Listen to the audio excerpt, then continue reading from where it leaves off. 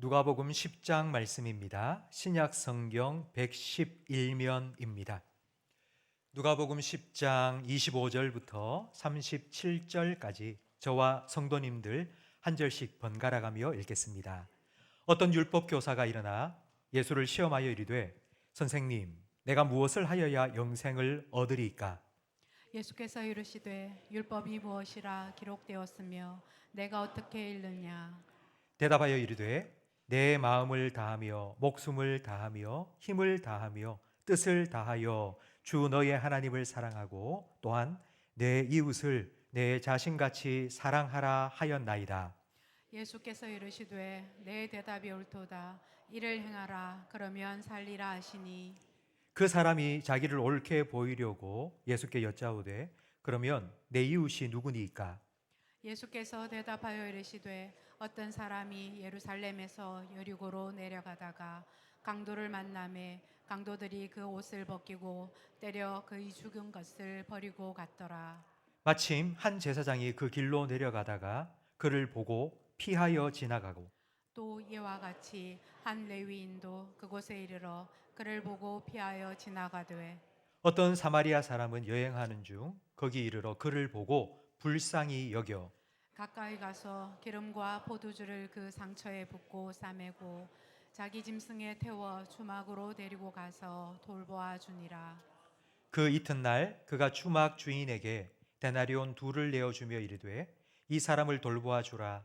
비용이 더 들면 내가 돌아올 때에 갚으리라 하였으니 내 생각에는 이 세 사람 중 누가 강도 만난 자의 이웃이 되겠느니라. 함께 읽습니다. 이르되 자비를 베푼 자니이다. 예수께서 이르시되 가서 너도 이와 같이 하라 하시니라. 아멘. 성탄절이 10일 앞으로 다가왔습니다. 성탄 분위기가 예전 같지 않은 것 같습니다. 예전에는 성탄절쯤 되면은 막 분위기가 들떴는데요. 요즘은 차분해진 것 같습니다. 우리 시내 번화가에 나아가봐도 성탄 캐롤송이 요즘은 들리지 않습니다. 우리 교회는 재작년까지만 해도 성탄 트리 점등식을 하고 난 그 다음 날부터 교회 앞에 스피커를 내놓고 일부러 성탄 캐롤을 틀어서 지나가는 사람, 버스를 기다리는 사람들에게 잠깐이라도 성탄 노래를 좀 듣도록 했는데요. 올해는 스피커 준비를 못했기 때문에 틀지 못하고 있습니다. 아마 내년부터는 준비를 해서 틀어야 될 것 같습니다. 성탄 캐롤을 듣지 못하는 이유는 저작권 문제도 있지만 그보다는 경기 침체의 영향이 더 큰 것 같습니다. 사는 게 점점 팍팍해지면서 나누고 베푸는 마음도 조금씩 줄어드는 것 같습니다. 이런 때에 사실 우리 교회의 성도님들은 조금 부담이 생깁니다. 이제 성탄절이 되었으니 우리도 이웃 사랑하고 나누고 섬기는 그런 삶을 살아야 되지 않겠나, 좀 그렇게 좀 살아야 될 텐데라는 부담감이, 거룩한 부담감이 아마 이전보다는 더 많이 생길 거라 생각이 됩니다. 저는 오늘 말씀을 통해서 이런 부담감이 아니라 우리가 어떻게 이웃을 사랑하라 하신 주님의 말씀에 기쁨으로 순종할 수 있는지를 함께 살펴보려고 합니다. 한 율법 교사가 예수님을 시험하기 위해 질문합니다. 선생님, 내가 무엇을 해야 영생을 얻을 수 있습니까? 내가 뭘 해야지 구원받을 수 있습니까? 그러자 예수님께서는 대답 대신 질문을 하십니다. 율법에는 뭐라고 되어 있느냐? 너 율법 교사잖아. 너 율법 박사잖아. 너 잘 알잖아. 율법에는 뭐라고 되어 있어? 그러자 정답을 말합니다. 하나님 사랑하고 내 이웃을 내 자신과 같이 사랑하라 했습니다. 예수님께서도 이 율법 교사가 한 말과 똑같은 말씀을 하셨거든요. 그걸 보면 이 율법 교사는 성경 지식이 아주 뛰어났다는 것을 알 수 있습니다. 그때 예수님께서 이 대답을 들으시고 뭐라고 말씀하셨는지 오늘 29절 말씀을 함께 읽겠습니다. 예수께서 이르시되 내 대답이 옳도다. 이를 행하라. 그러면 살리라 하시니. 행하라. 그러면 살리라. 행해라. 그러면 영생을 얻을 것이다. 말씀하셨습니다. 신앙생활을 좀 하신 분들, 성경을 잘 아시는 분들은 예수님의 이 말씀이 조금 불편하게 느껴질 수 있습니다. 아니, 예수님이 어떻게 행해라! 그러면 구원받고 영생을 받는다. 이런 말씀을 하실 수 있지. 믿어야 구원받는 거 아닙니까? 믿어야 구원받고 영생을 얻는 건데 왜 예수님께서는 행해라! 그러면 영생을 얻는다고 말씀을 하셨을까요? 예수님이 이걸 모르실 리 없습니다. 예수님께서 이렇게 말씀하신 분명한 의도가 있습니다.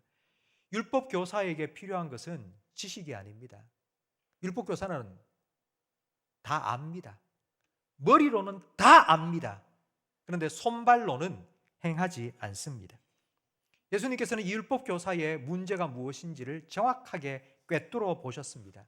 그리고 이렇게 말씀하신 것입니다. 네가 말한 대로 행해라. 네가 알고 있는 대로 살아라. 말씀하신 겁니다.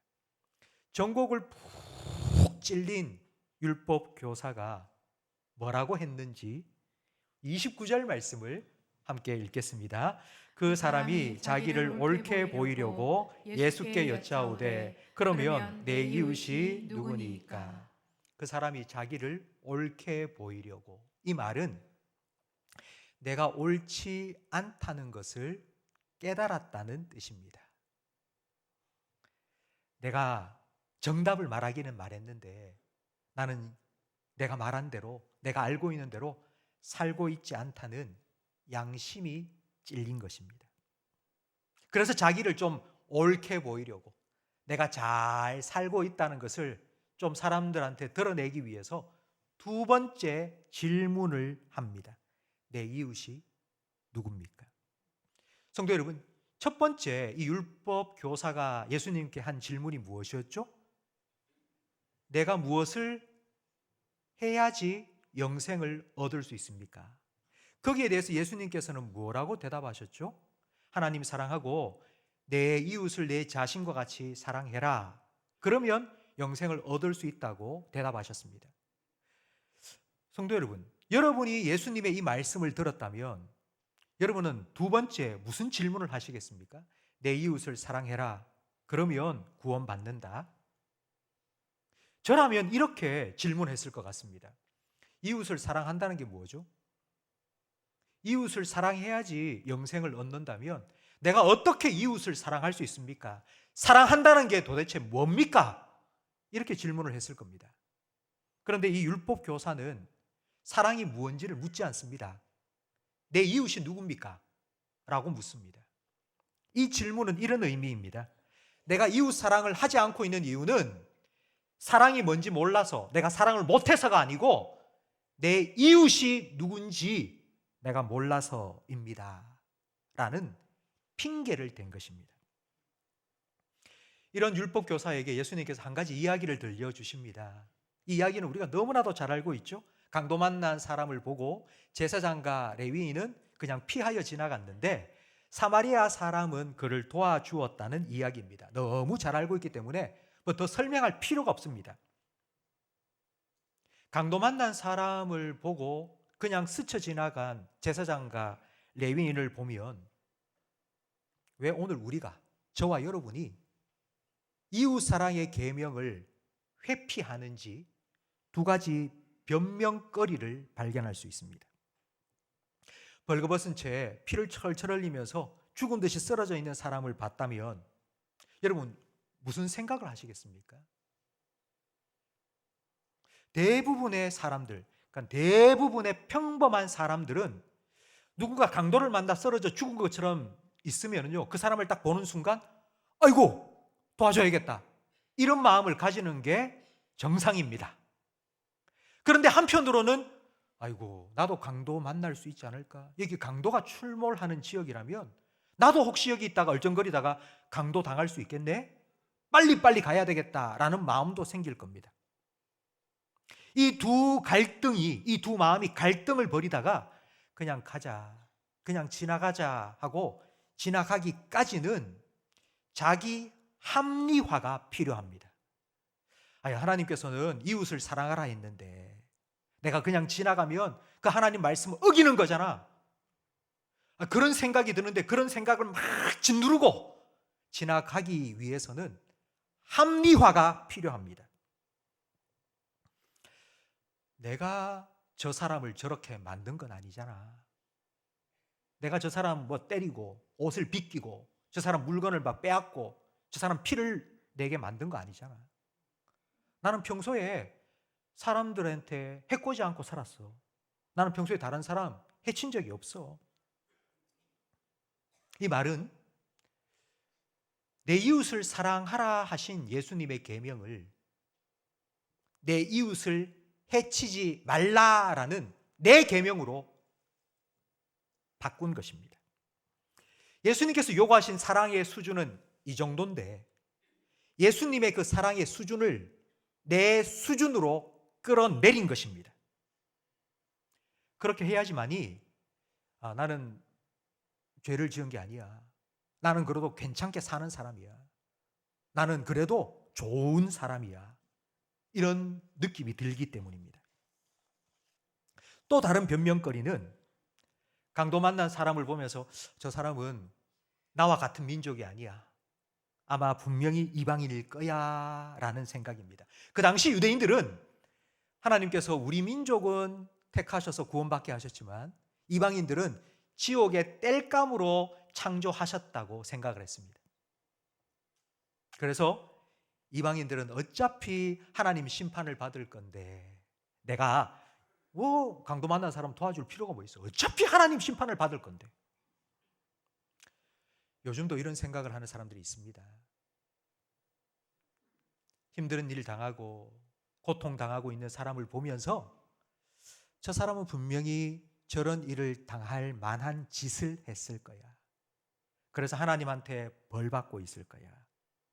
만약에 우리가 이런 생각을 하면요, 하나님께서 지금 벌 주시고 있는데 그 사람 도와주면 될까요? 안 될까요? 하나님이 벌 주시는데 우리가 뭐라고 그 벌 못 받도록 도와주면 되겠습니까? 이런 생각까지는 아니더라도 나한테 잘 해준 사람 도와줘야지.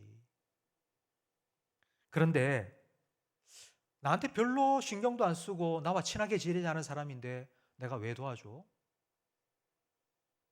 내가 도와주면 저 사람이 나한테 나중에 도움을 줄 거잖아. 그러면 내가 뭐 도와줄 수 있겠지. 근데 내가 도와줘도 저 사람은 나한테 아무런 도움도 안 줄 것 같은데 내가 왜 도와줘야 되지? 그러니까 내 편, 나하고 친한 사람만 내 이웃이 되어서 도와주겠다는 겁니다. 우리가 변명거리로 계속해서 예수님께서는 이웃을 사랑하라고 했는데 나는 그 내 이웃의 범위를, 그 사랑의 범위를 내가 생각하는 내 친구, 내 편으로만 좁히는 것입니다. 이런 우리를 향해서 예수님께서 뭐라고 말씀하시는지 마태복음 5장 46절 말씀을 함께 읽겠습니다. 너희가 너희를 사랑하는 자를 사랑하면 무슨 상이 있으리요? 세리도 이같이 아니하느냐? 또 너희가 너희 형제에게만 무난하면 남보다 더하는 것이 무엇이냐? 이방인들도 이같이 아니하느냐? 자기에게 잘 해주는 사람한테는 잘 해줍니다. 나한테 잘 안 해주는 사람한테는 그냥. 여러분, 이렇게 하는 건 세리, 죄인, 이방인들도 다 똑같이 합니다. 여러분, 세상에서 자기 식구를 제일 잘 챙겨주는 사람이 조폭들입니다.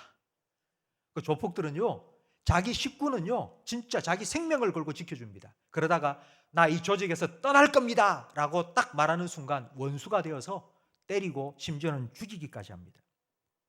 그럼 하나님의 아들, 딸이라면 세상에 사는 사람들처럼, 죄인들처럼 그렇게 내 편, 네 편 나누어서 내가 사랑할 사람 정해놓고 네가 내 이웃이고 너는 내 원수야, 이렇게 사람을 자기 마음대로 가르지 않는다고 말씀하신 것입니다. 사람들은 예수님께서 명령하신 그 사랑의 기준을 내 수준으로 계속 낮추고요, 예수님께서 말씀하신 그 사랑의 범위를 내 영역으로, 내 친한 사람으로 좁힙니다. 그래야지 나는 괜찮은 사람이고 말씀을 어긴 사람이 아니고 좋은 사람처럼 여겨지기 때문입니다. 예수님께서는 이런 우리의 착각을 깨트리기 위해서 이야기 속에 세 번째 인물을 등장시킵니다. 우리가 잘 아는 사마리아인이죠. 오늘 본문 33절 말씀을 함께 읽겠습니다. 어떤 사마리아 사람은 여행하는 중 거기 이르러 그를 보고 불쌍히 여겨 가까이 가서 기름과 포도주를 그 상처에 붓고 싸매고 자기 짐승에 태워 주막으로 데리고 가서 돌보아 주니라. 사마리아 사람은 그 강도 만나서 쓰러져 피 흘리고 있는 그 사람을 보고 우리 동족이다, 내 편이다, 그렇게 생각하고 도와준 것이 아닙니다. 옷이 벗겨져 있습니다. 옷을 입고 있으면 이게 유대 사람인지 사마리아 사람인지 복장을 보면 어느 지역 사람인지 대충 파악이 되지 않겠습니까? 그리고 지금 강도 만난 사람은 거의 죽은 것처럼 쓰러져 있습니다. 살려주세요 한마디 말도 못합니다. 근데 말투를 들어보면 우리가 대구 사투리를 쓰는지 광주 사투리를 쓰는지 알 수 있지 않습니까? 그런데 지금 강도 만난 사람은 말 한마디 할 수 없을 정도로 지금 죽은 것처럼 되어 있습니다. 유대인인지 사마리아인지 알 수가 없습니다. 여기서 제가 한 가지 질문을 드리겠습니다. 강도 만난 사람은 유대인일까요? 사마리아 사람일까요? 성경에 나와 있습니다. 30절, 오늘 본문 30절 말씀을 함께 읽겠습니다. 예수께서 대답하여 이르시되 어떤 사람이 예루살렘에서 여리고로 내려가다가 강도를 만나매 강도들이 그 옷을 벗기고 때려 거의 죽은 것을 버리고 갔더라. 어떤 사람이 어디로 갔다고요? 예루살렘에서 여리고로 갑니다. 예루살렘에는 왜 올라갔을까요? 예루살렘에 성전이 있습니다. 그 성전에 예배드리러 왔다가 다시 여리고로 내려갑니다. 그렇다면 이 사람은 유대인이 분명합니다. 사마리아 사람은 예루살렘 성전에 예배드리러 갈 수가 없었습니다. 왜냐하면 그 당시 유대인들은 이방인의 피가 섞인 사마리아 사람을 개처럼 취급했습니다. 하나님께서 이 사람은 절대로 구원시키지 않는다고 그들은 그렇게 생각을 했기 때문입니다. 그래서 유대인들은 사마리아 사람들을 저주했고요, 사마리아 사람들은 유대인들을 원수처럼 여겼습니다. 성도 여러분, 오늘 예수님께서 들려주신 이 이야기에 나오는 세 사람, 제사장, 레위인, 사마리아 사람 중에 강도 만난 사람을 못 본 채 하고 그냥 지나칠 이유가 가장 컸던 사람은 누구일까요? 사마리아 사람입니다. 이웃 사랑을 실천할 기회가 아니라 원수를 갚을 절호의 찬스가 찾아온 것입니다. 그런데 왜 도와주었을까요? 왜 도와주었을까요? 33절 말씀에 기록되어 있습니다. 그 사람을 보니까 불쌍히 여겼습니다. 저대로 내버려두고 내가 지나치면 분명 죽을 건데, 내가 그냥 못 본 채 지나가면 저 사람은 죽을 건데 불쌍히 여겨서 도와준 것입니다. 종교개혁자인 마틴 루터는 오늘 본문을 설교하면서 이렇게 말했습니다. 제가 그 설교를 한 부분 읽어드리겠습니다. 강도 만난 자를 보고 그냥 지나간 제사장과 레위인은 마음속에 가장 먼저 이런 질문이 떠올랐을 것이다. 만약 내가 여기 멈춰서서 이 사람을 돕는다면 나에게 무슨 일이 일어날까? 나도 강도 만날 수 있겠다, 이런 생각을 했을 겁니다. 그러나 사마리아인은 이런 생각을 했다.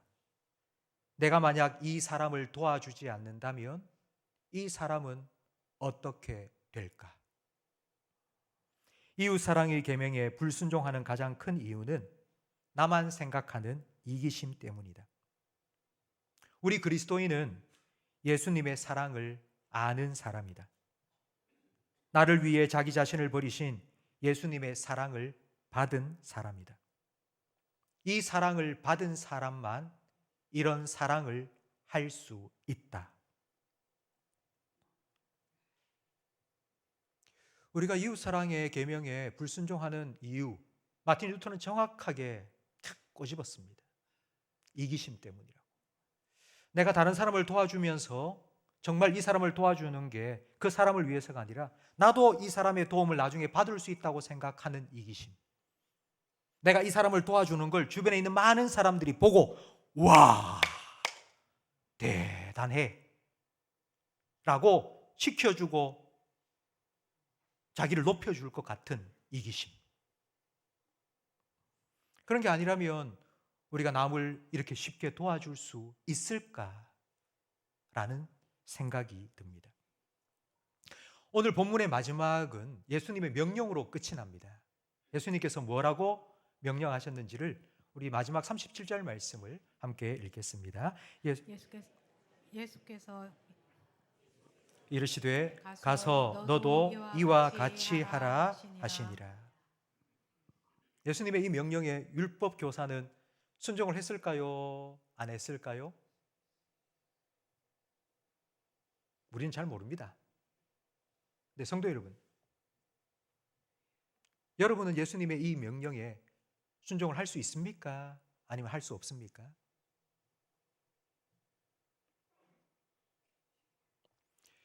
예수님께서 들려주신 이 이야기에는 별명이 붙어 있습니다. 오늘 본문에 기록된 이 이야기의 별명이 무엇이죠? 여러분 잘 아시는 거죠? 이 이야기의 별명이 무엇입니까? 우리가 이 이야기를 뭐라고 부르죠? 선한 사마리아인 비유. 그런데 오늘 본문을 읽어보면 오늘 본문 내용 속에는 단 한 구절도, 단 한마디도 선하다, 선한이라는 단어가 나오지 않습니다. 그런데 왜 사람들은 이 이야기의 별명을 선한 사마리아인 비유라고 부른 걸까요?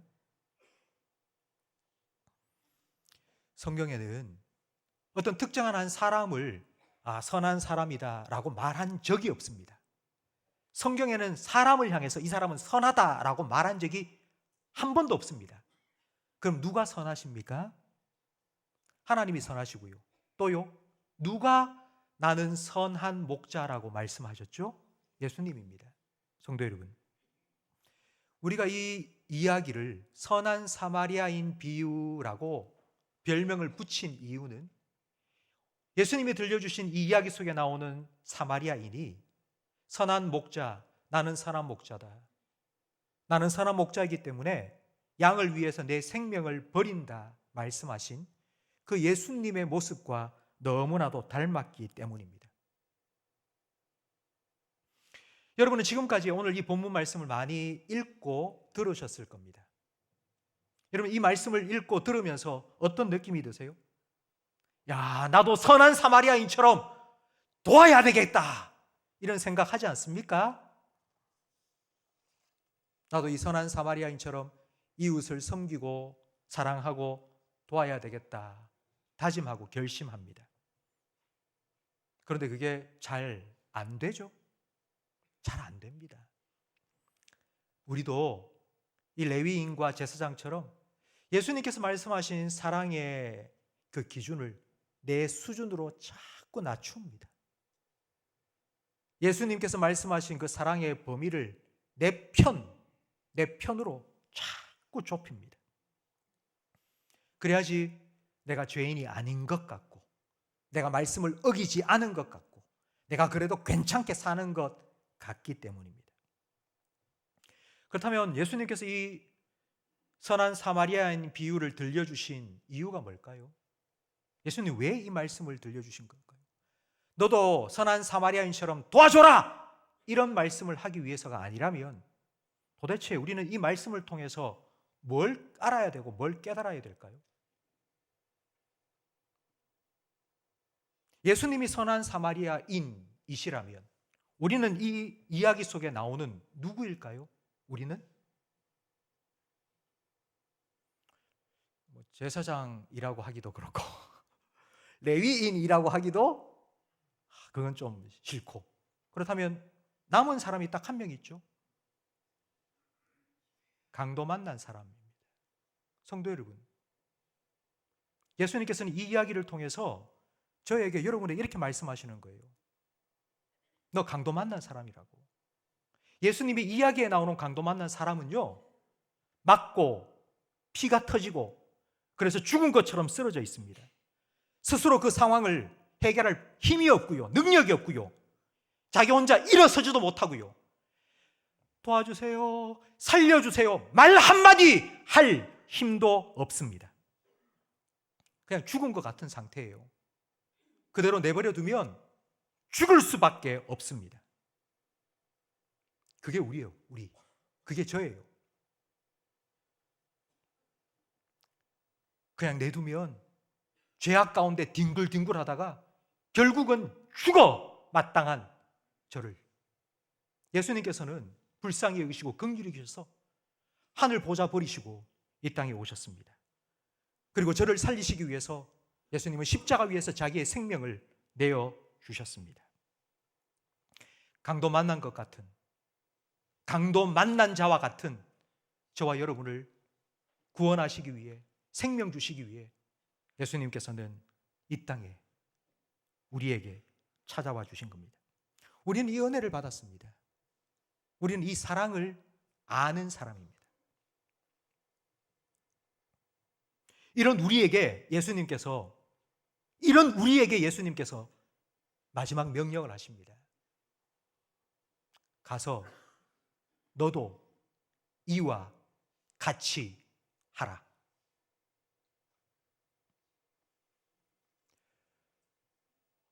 우리는 11월 마지막 주에 성탄 트리 점등식을 했습니다. 우리 교회 저녁에 지나가다 보면 성탄 트리 반짝반짝 예쁘게 빛을 발하고 있고요.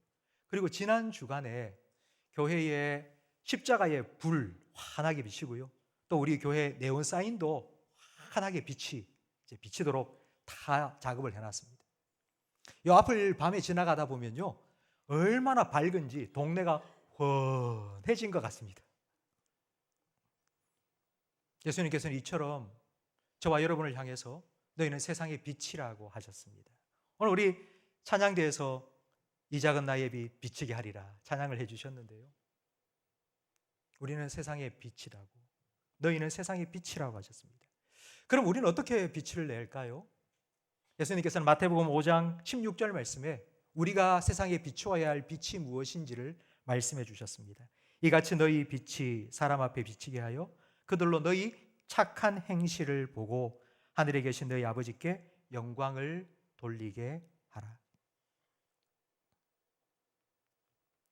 오늘 본문에 선한 사마리아인처럼 너도 가서 다른 사람 도와주고 기부하고 구제하고 섬기고 베풀고 해라. 성도 여러분, 저는 그런 말씀 드리고 싶지 않습니다. 달은 스스로 빛을 낼 수 없습니다. 우리가 세상에 빛이 되어서 빛을 발할 수 있는 이유는요, 예수님께서, 세상에 빛이 되어 오신 예수님께서 먼저 우리에게 찾아오셔서 햇빛이 쫙 비치니까 달이 그 어두움 속에서 그 빛을 반사해내는 것처럼 그 예수님의 은혜, 사랑의 빛이 우리에게 먼저 왔기 때문에, 우리가 그 빛을 받았기 때문에 네가 그 빛을 이 어두운 세상 가운데 비출 수 있다고 예수님은 우리에게 빛으로 살아가라고 말씀하신 겁니다. 성도 여러분, 우리의 힘으로, 우리의 도덕적인 어떤 열심으로 우리는 세상에 빛이 되어 세상 사람들이 칭찬하는 그런 선을 행하며 살아갈 수 있는 것이 아닙니다. 잠깐은 그렇게 할 수 있을 겁니다. 그러나 예수님께서 원하시는 그 기준, 예수님께서 원하시는 그 범위, 우리가 그 사랑을 온전히 순종하며 살 수는 없습니다. 우리 힘으로는 할 수 없습니다. 그래서 예수님께서는 자기가 저와 여러분을 얼마나 사랑하시는지를 보여주셨습니다. 그렇게 우리를 사랑해 주셨습니다. 내가 너희를 사랑한 것처럼 너도 그렇게 사랑하라고, 내가 너를 사랑한 것처럼 너희도 그렇게 사랑하라고. 그 사랑을 받은 성도 여러분, 그 사랑을 아는 성도 여러분, 저는 여러분의 삶이 그 사랑을 받은 사람의 삶이 되기를 간절히 바랍니다. 예수님께서 여러분을 사랑하시는 그 사랑이 여러분 마음속에 더 깊이 깨닫게 되기를 주님의 이름으로 축복합니다. 십자가를 바라볼 때마다, 주일날 교회 와서 예배를 드릴 때마다 여러분의 마음속에 그 주님의 사랑이 다시 한번 폭포수와 같이 채워지기를 주님의 이름으로 축복합니다. 그래서 여러분이 그 은혜로, 그 사랑으로 살아가기를, 세상의 빛이 되기를, 그 사랑을 흘려보내는 축복의 통로가 되기를 예수님의 이름으로 축원합니다.